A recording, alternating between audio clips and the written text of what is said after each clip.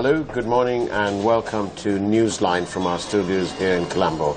I'm joined this morning by the senior journalist Bandula Jayasekara. Good morning, Bandula. Morning for us. And how are you today? Good, it's good to join you for this program. The papers this morning, Bandula, we seem to have a return of the white van syndrome. Ceylon Today has a story and it talks about the white van being nabbed with 3 soldiers. The Daily Mirror also talks about the same story and it says soldiers arrested on suspicion and given bail. And the Island says the UPFA demands an impartial probe also about the arrest of soldiers in white vans in Mirihana. And the FT has a story that says that Mahinda Rajapaksa says Ranil holding the prime ministerial post illegally. What do you make of it all, Bandula, about these white vans? Is that a return to the dark and dreaded age? I was wondering for us with the good governance or the Yahapalan, I thought the white vans disappeared. But there seemed to be a new white van culture. Let's see whether they'll investigate. The police have said they will investigate this. So let's wait and see. They said that in the past as well, didn't they? Yeah, that's true. Maybe certain things are continuing. But I always wondered, Fasal, why always white vans? They can use some other color van. Yes, that's true. Green. Green, blue. Black even. Yeah, black van. But I think in Pakistan they said of the black helicopters. Oh, I see. That's what they were talking of, black helicopters. What struck me is that apparently a weapon that was found in the possession of these 3 people arrested was actually issued to a major general in the army. Isn't that rather a sort of flippant attitude towards a weapon that has been issued to a person? Yeah, I read that in the papers. I'm sure we can, since I've read it in one of the newspapers, we can be open about it. They said it's issued to, one of the major generals who's working for the Ministry of Defense. So, and that's his personal weapon. So, he has a lot to answer, because I think the police, the army should play a very impartial role in anything. They should be out of politics. In the past, people have been used. I think this culture has to change. Mm-hmm. They have to keep out of all this politics and dealing with politicians. And there's another story that the FCID have said that they will not be investigating persons who are contesting in these elections. That's a little bit odd as well. Why should one impinge on the legality of things? Yeah, because we should not do. Just because people are contesting, the rule of law should apply. People have to continue this investigation. This is, far as it's always this happens to them, to the privilege or the rulers or people who are trying to serve us. That is really what is happening. What about the common man? So I think they should continue with it. Don't give them any reprieve. Don't you agree? We shouldn't give them any reprieve. Well, yes, I think it's about time the law was applied equitably. I think that's the word. Yeah. And we also have Professor G.L. Pires, who's asking for more security for MR and Gota.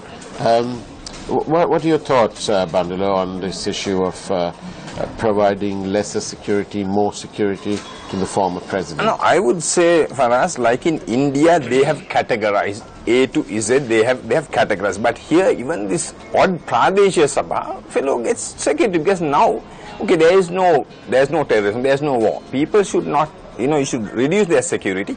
Now, most of these people, for us, you would have noticed, they use security just to avoid traffic and to clear the roads and go. So we should categorize. We should learn from our neighbor India and categorize, and not that we really can cut down on this security. Well, but what about this claim that the former president has constitutionally got a right to have a certain amount of security, but now that he is a candidate, that the security should be reduced? But Faraz, I'm sure your guest today might answer this. I'm sure he's more qualified to yes, that's true. Answer we this. do have a guest later on. And what about this other small story, Bandula? Security mesh at the Premadasa Stadium. So cricket has once again been caught up in a different sort of battle. I think, it's unfortunate. Let sports be sports. But again, in coming back, I think the sports also have been ruined by politicians. They have entered this cricket board and all. They are the cause of all evil. These politicians. I think this is where the culture has to change. But that doesn't mean that I'm saying that is where the beginning for us. Isn't that a necessary evil, though? No, but we can change that. We can make them unnecessary evil and let them be evil. Perhaps it's time in that case to introduce our guest this morning, Mr. Rauf Hakim, the leader of the SLMC. Good morning, Mr. Hakim, and thank you for joining us. Good morning, Faraz. Good morning, Bandula. Pleased to be on MTV this morning. Thank you. Mr. Hakim, as the Minister in charge of the UDA and the Water Board, can you tell me what is the financial status of the Water Board? How are we doing financially there?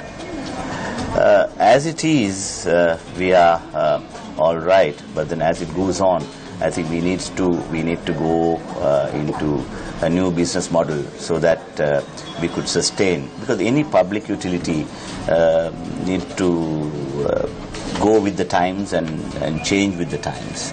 You see, this has happened in the past as well. And then it's important for us to have a regulator in the water sector so that there can be monitoring of competition.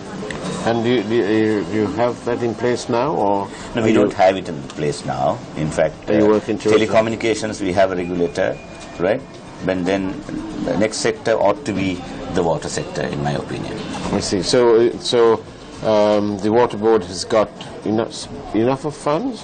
Can do with more? But or I not wouldn't enough say funds? that. There are liquidity problems. Right. But then we need to, that is why we need to change. Okay, we need to look at our balance sheet. We need to look at our repayment capacity of the massive loans that we've got to repay.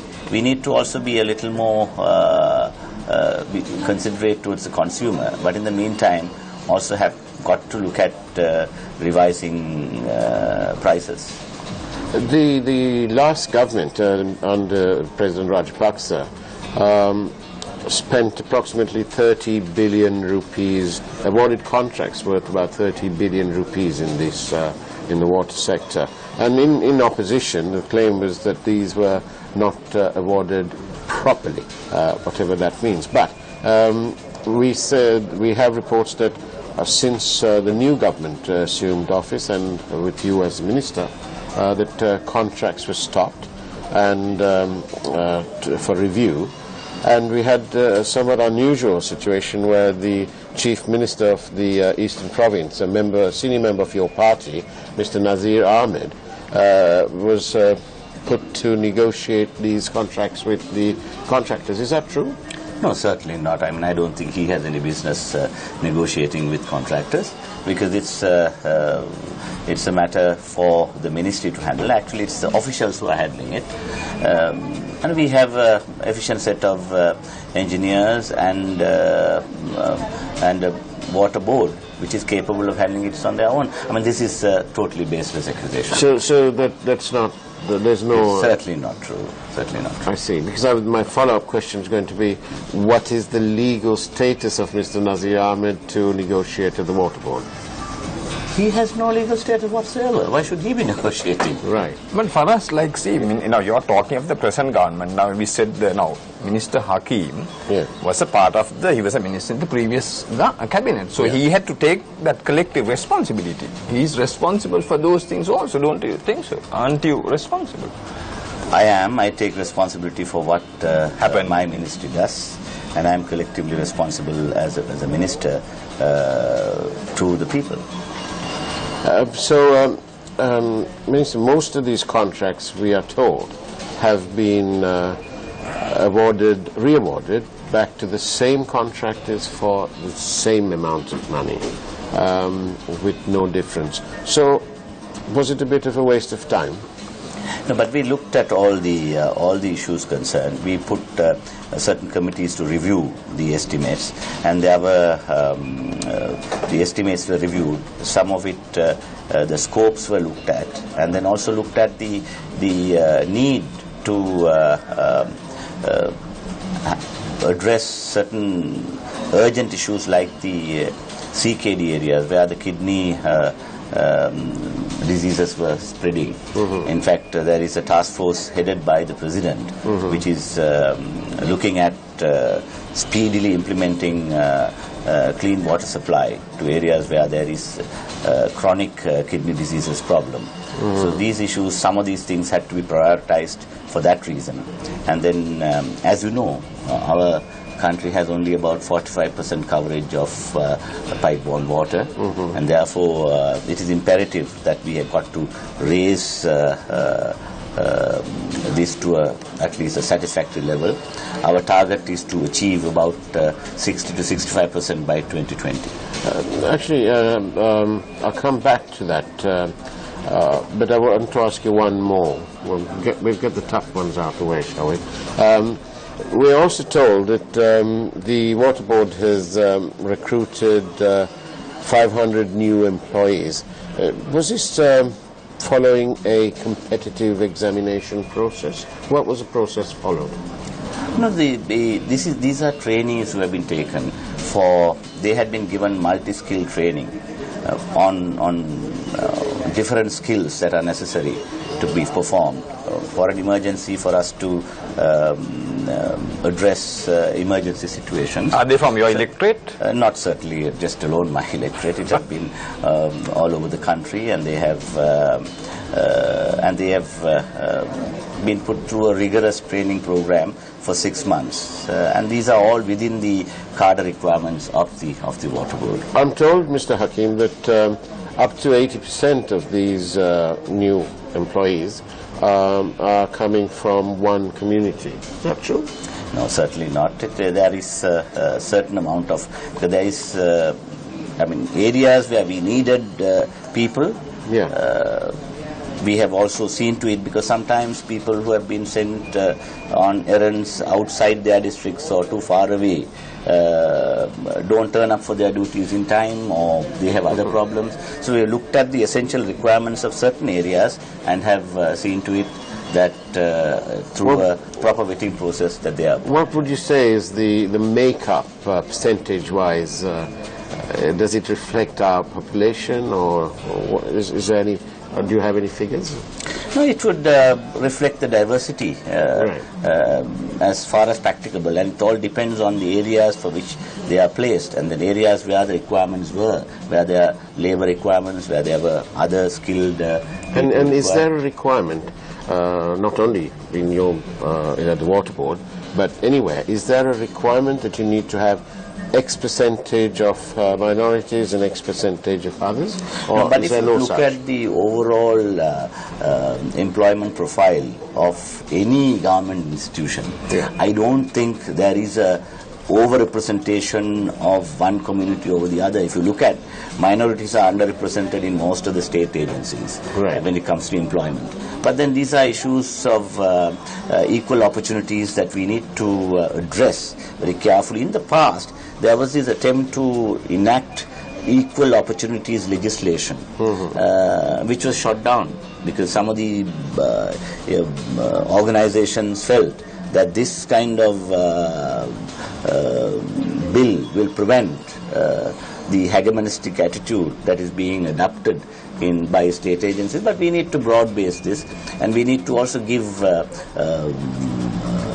merit the right place, because it has to be a meritocracy, it has to be a merit-based selection process, and we need to stop patronage politics. That's important.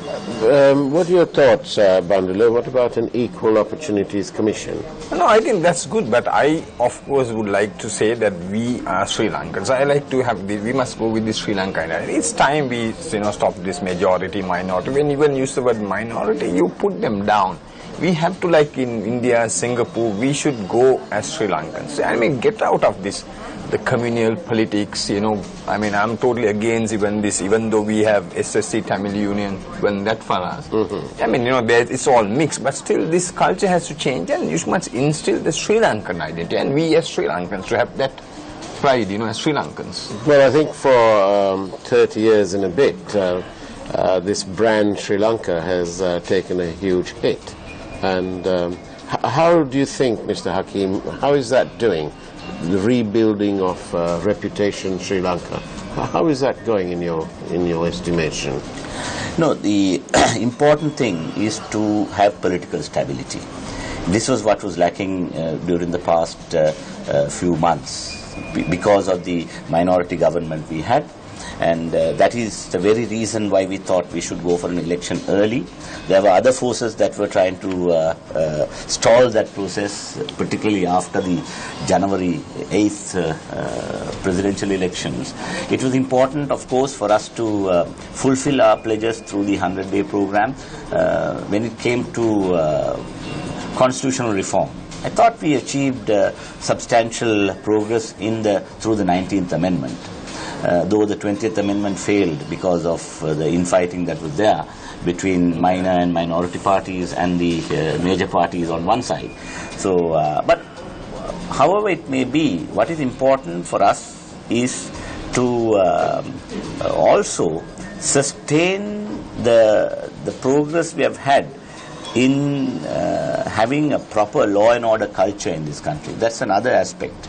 Now, when you spoke about the white van issue, I was looking at, there was this culture of impunity in the past. And this is what the investors are looking at. I mean, we should rid this country of that culture of impunity, and through this good governance process, this is another side effect we will have in getting rid forever the culture of impunity that existed, and for people from outside as well as those who live here to have confidence in the governance process. But how could they now? So you said early elections, but the early elections came because of the no confidence motion against the Prime Minister and the famous or the infamous bond issue. Oh yes, so indeed. That's where the early election came. No, I don't think so. But the no confidence motion on the Prime Minister, it was a fait accompli in a sense when it came to our government. I mean, we felt that there was this when we try and push for reforms, and there are these former government loyalists who were with the former president, who needed time to re-establish themselves, who wanted to be in a position to grab power again. It's a matter of grabbing power. And then they felt, having lost badly in a presidential elections, that they could always have a second bite at the cherry, for which they needed time.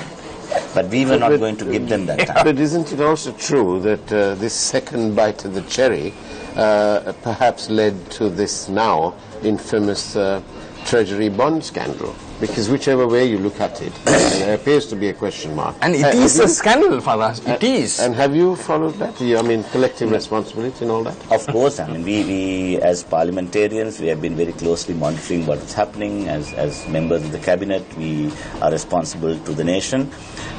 This issue concerning treasury bonds, I mean, these are, they have certain safeguards that needs to be followed. Whether those safeguards were breached, whether there was in fact any intermeddling, is something that needs to be looked into quite closely, very deeply. There was a parliamentary select committee appointed. That select committee's report was to be released unilaterally by the chairman without getting the consent of the members. You see, in a democracy, there needs to be. And also members claimed that they were not consulted before an interim report was sought to be released. And I have myself been a chairman of Public Accounts Committee, and I have never in the past released a report where all the members have signed, or at least they have consented on the phone.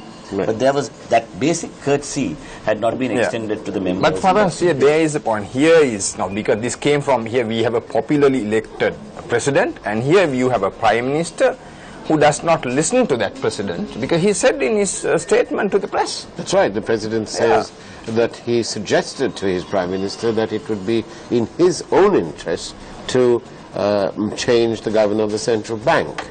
But here we have a prime minister who apparently carried on regardless. What do you say? How do you interact with the prime minister? Will he listen to you? Now, as far as I am concerned, Mr. Ranil Wickremesinghe is someone who will act according to his convictions when he is convinced that there is a vendetta against somebody, where there is a targeted character assassination of somebody. What vendetta, Mr. Hakim? When your own officials, if you are not prepared to defend your own official, when you are convinced that he is in the clear, but one must cut their losses. That's one trait that I don't want to see in a leader. I want a leader to stand up for the officials when he feels and he is convinced that there is. And no even wrong. if they are wrong, is it? No. If they are wrong, they need to be exposed. But then there is a process to do that. But you can't just violate a person's right to be heard. But you've been Minister of Justice at one point. We have a case where the governor of the central bank has admitted, he's on record as saying that he committed a mistake. This mistake is the root cause of this Treasury bond spiraling out of control and has now become a thorn in the side of the UNP. Now, here we have somebody who's admitting it. Surely the next step would be to say, thanks very much, old chap, but please go away and let us carry on in our little country. I mean, I don't know as to what type of admissions that he made, you see, but I'm not privy to what you are saying right now. But then he was grilled substantially before the Select Committee, and he came and explained his side of the story. And there was opportunity to interview other officials of the central bank by this committee. And this committee is a multi-party committee, mind you. Yes. And there is transparency in the way in which the matters are conducted. But unfortunately, the work of this committee couldn't be brought to a conclusion because the parliament was dissolved. And the president said it, I mean, he said it in his speech. He said it to the world. There is a party political rivalry here, but president belongs to another party and he is a head of another party. No, he was elected as the common candidate. Now, I mean, he took over the party, but he was elected as the common candidate. So, I mean, Mr. Hakim said earlier that, this is democracy between the Prime Minister and the President. But then, who's taking the people for a ride for us? Mr. Hakim, I just want to move on quickly here. I want to ask you one other question. As a leader of I don't want to use this word, but anyway, minority party, and representing the aspirations of the minority community, in actual fact, how dangerous is this land of ours for the minorities? No, our land is certainly not dangerous at all. But the only thing is, we need to keep at bay certain xenophobic tendencies that may, spring up from different quarters. That could be from a religious faction, or that could be from for reasons of linguistic hegemonistic attitude. We had to see. I mean, we have one thing for us is that whatever said and done, our country has a very vibrant media culture. We have a media culture where you are free to criticize anybody. Now, you took on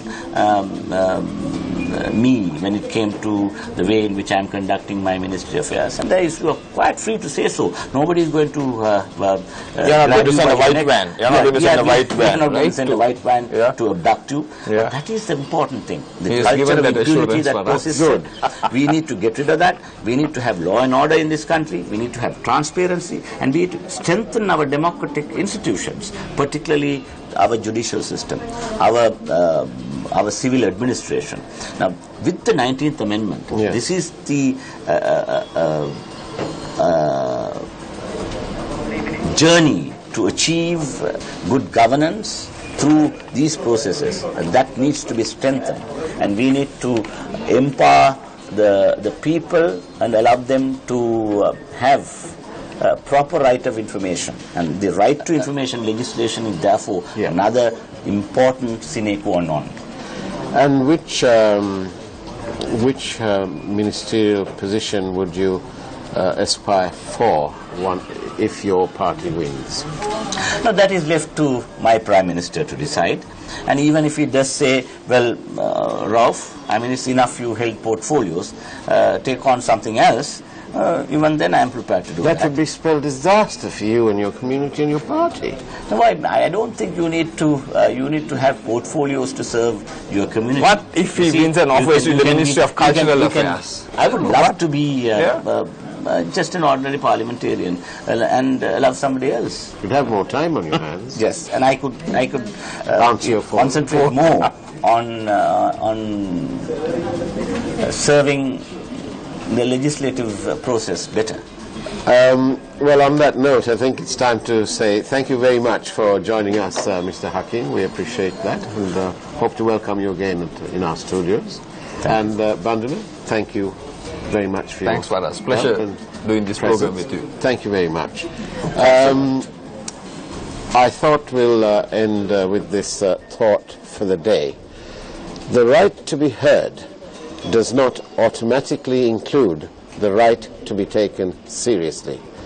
With thanks to Hubert Humphrey, I'll say have a good morning and God bless. Thank you.